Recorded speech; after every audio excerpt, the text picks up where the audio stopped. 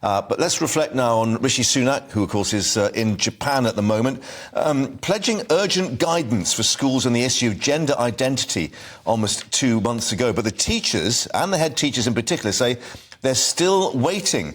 They've said knowing how to support trans pupils is like navigating a minefield. So schools are calling for guidelines to avoid being caught in what they call ideological battles.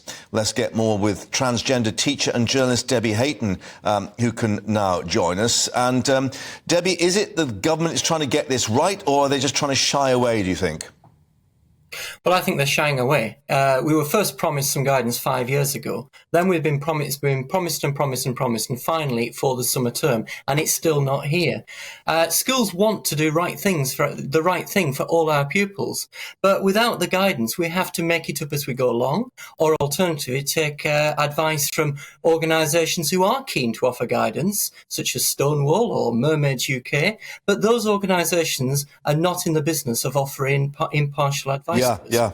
Obviously, everyone's got an agenda. But, I mean, what if we sort of reversed it 180 degrees and said, why not the teachers' bodies, the head teachers' union, for instance, NAHT, actually providing the guidance to the government, saying this is what we think would be helpful in the classroom?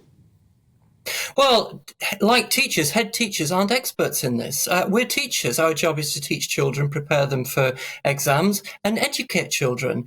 We're not medics, we're not psychiatrists, we're not therapists, and we need advice. That's why we need advice, not to make it up ourselves.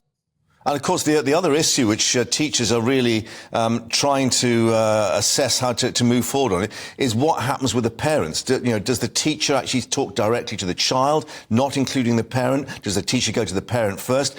What is the dynamic?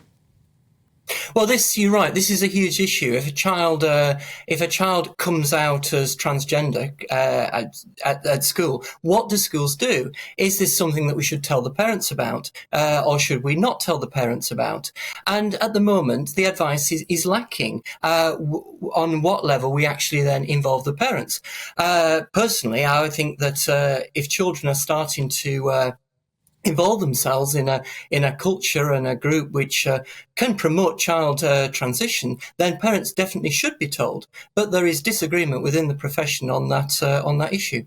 Yeah. What's your personal reaction to the suggestion? Look, this is very difficult because kids go through phases at that time, and teenage years are very difficult. So actually, sort of putting someone under a label at that age is actually maybe quite damaging. Well, it's totally unhelpful. We should be moving away from labels and putting people in boxes. We should be helping children become themselves. But inevitably, children growing up are sometimes looking for magic solutions.